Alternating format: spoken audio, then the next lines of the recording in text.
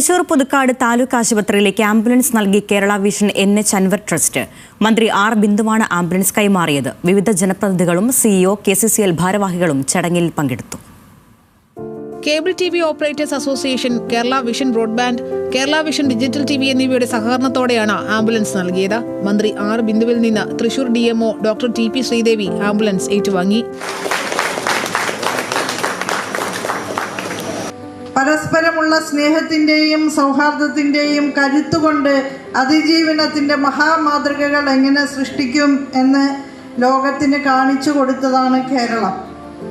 കേരള വിഷനെ പോലെ കൃത്യമായ വിഷനുള്ള ഒരുപാട് പ്രസ്ഥാനങ്ങൾ അത്തരം കാര്യങ്ങളിലൊക്കെ സർക്കാരുമായി സഹകരിക്കുകയുണ്ടായി.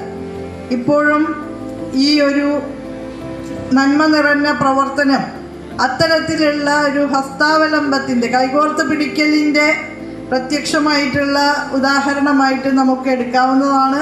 KK രാമചന്ദ്രൻ MLA അധ്യക്ഷത വഹിച്ചു.